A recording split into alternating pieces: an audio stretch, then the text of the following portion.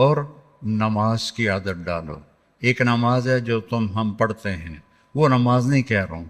فَإِذَا فَرَغْتَ فَانْصَبْ، نصب گڑ جانا، جیسے یہ بوتل ہے نا، یہ یہاں آ کے گڑی تو نہیں لیکن ایسے کھڑی ہے، تو اللہ کہہ رہا ہے فَانْصَبْ، ایسے جیسے لکڑی کو ٹھوکا جاتا ہے نا زمین میں، اور کچھ اس کا حصہ اندر چلا جاتا ہے اور اوپر والا ایسے ہو جاتا ہے، تو نماز کے لیے ایسے کھڑے ہو، ایسے۔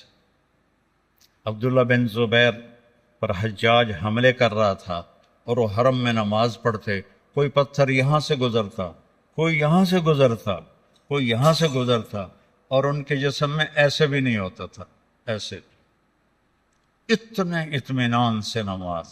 وَإِلَىٰ رَبِّكَ، بولو، فرغب، رغبت کی نماز ہو، نماز میں دل لگے، نماز میں کھڑے ہو جاؤ، نماز میں کا انتظار کرو، نماز کو اپنے مسائل کے حل ہونے کا ذریعہ بناؤ، نماز میں دعائیں مانگنا سیکھو۔ ہم دعا نہیں مانگتے، دعائیں مانگنا سیکھو، یہ بہت بڑا سبب ہے۔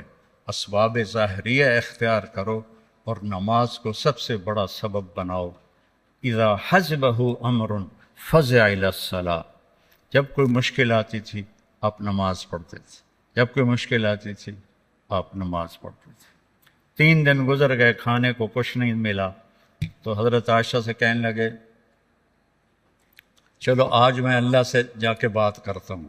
مسجد میں گیا، نفل شروع کر دی، ایک ستون کے پیچھے 2 نفل پڑھتے، پھر سلام پھیر کے دوسرا ستون، اللہ اکبر، پھر سلام پھیرا تیسرا ستون، اللہ اکبر، پڑھے جا رہے ہیں۔ اتنے میں حضرت عثمان آئے، اماں جان اللہ کے نبی کہاں ہیں؟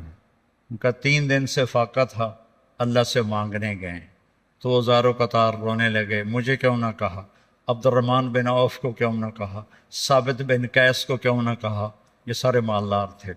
بھاگے بھاگے گھر گئے، پورا اونٹ بھر کے راشن کا لے کر آئے، اور آ کر وہاں اللہ کے نبی کے گھر اتارا، اور پھر بھاگے بھاگے گئے، اور گھر میں جو سالن تیار ہو گیا تھا وہ اٹھا کے لائے، اور روٹیاں اٹھا کے لائے، اور آ کر دیا کہ پکانے میں دیر لگے گی۔ جب اللہ کے نبی واپس آئے، پوچھا عائشہ کچھ ہوا؟ کہ یہ دیکھیں اللہ تعالیٰ نے سب کچھ کر دیا ہے۔ کہ یہ کون لایا ہے؟ کہ یہ عثمان لایا ہے۔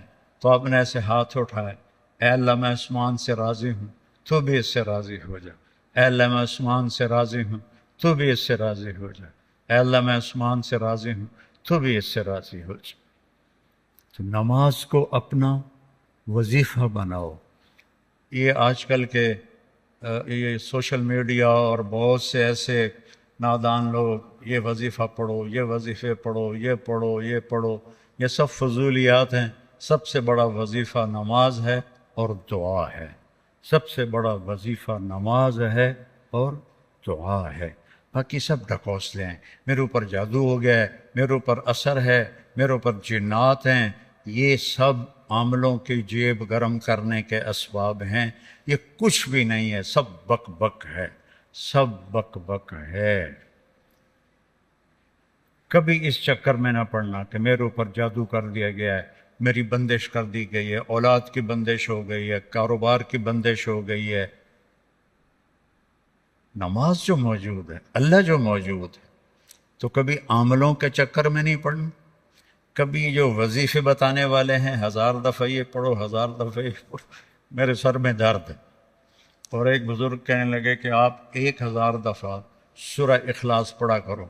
میں کہا جی پھر تو پہلے انہوں ہور درد ہوا جاوے گا جو میں سر درد نال میں 1000 واری سورۃ اخلاص پڑھا کے میرے کو تو نماز دی رکعت وچ کولو اللہ مشکل پڑی جاندی ہے۔ میں کہا جی یہ وظیفہ تسی اپنے کول ہی رکھو، یہ میرے واسطے کوئی نہیں ہے۔ میرے نبی نے وظیفہ بتایا، نماز پڑھو، دعا مانگو، نماز پڑھو، دعا مانگو، صدقہ کرو، سخی بنو، بخیل نہ بنو۔ بخیل سے اللہ دوستی لگاتا نہیں، اور سخی سے اللہ دوستی توڑتا نہیں، چاہے فاسق ہو۔ اور سخاوت کا مطلب کوئی بہت زیادہ خرچ کرنا نہیں ہے، وہ دل کی کیفیت کا نام ہے، وہ دل کی کیفیت کا نام ہے۔ تو غریب بھی سخی ہو سکتا ہے، مالدار بھی ہو سکتا ہے، غریب بھی بخیل ہو سکتا ہے، مالدار بھی ہو سکتا ہے، بخل خود پیدا ہوتا ہے، سخاوت کو پیدا کرنا پڑتا ہے۔ سخی بنو۔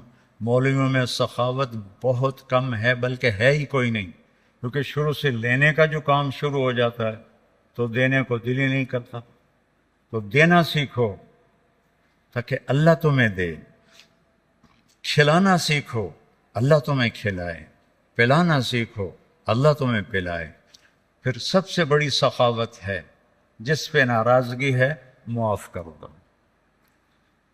سب سے بڑی تواضع ہے، جس پہ زیادتی کی ہے اس سے جا کے معافی مانگ لو۔ معافی مانگنا اس سے بڑی تواضع کوئی نہیں، معاف کر دینا اس سے بڑی سخاوت کوئی نہیں ہے۔ اور اللہ کو سخی سے پیار ہے، وہ فاسقی کیوں نہ ہو۔ سامری نے بچھڑے کی پوجا کروائی، اللہ نے کہا ان سب کو قتل کرو، وہ قتل ہو گئے۔ سامری نے پکڑا ہوا آ گیا، اللہ نے کہا موسیٰ سامری کو چھوڑ دے۔ کہ یا اللہ، وہ بدبخت تو سب کو بچھڑے کی پوجا پہ لگانے والا۔ اللہ نے کہا سخی ہے، سخی کو قتل کرنا مجھے اچھا نہیں لگتا، آپ ہی مر جائے گا۔ وہ بخار میں مر گیا۔ تو سخاوت ایسی چیز ہے جو کفر و نفاق میں بھی کام دے جاتی ہے۔ بیٹا سخی بنو۔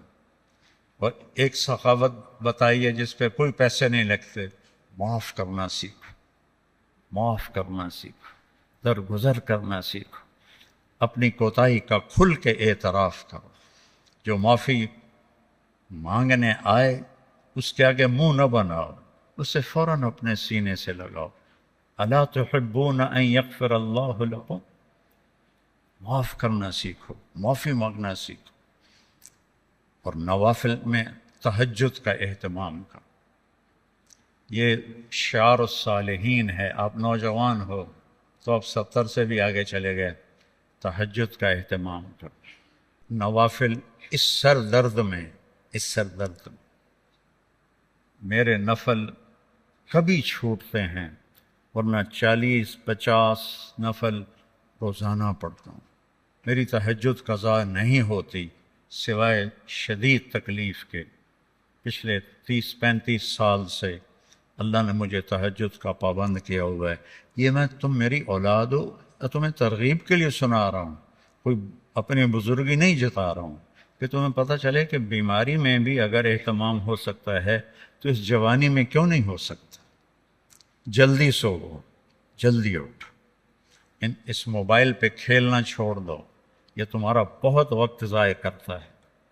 اس موبائل سے کھیلنا چھوڑ دو، اس کو دیکھنا چھوڑ دو، وہ وقت مطالعے پہ لگاؤ، تلاوت پہ لگاؤ، ذکر پہ لگاؤ، تسبیح پہ لگاؤ، لوگوں کی خدمت پہ لگاؤ۔ اس نے بہت نقصان پہنچا ہے، خاص طور پر جب تم ماں باپ کے ساتھ بیٹھو، بیوی کے ساتھ بیٹھو، بچوں کے ساتھ بیٹھو، اسے بند کر کے بیٹھو تو تمہیں اس کا بہت نفع ہوگا۔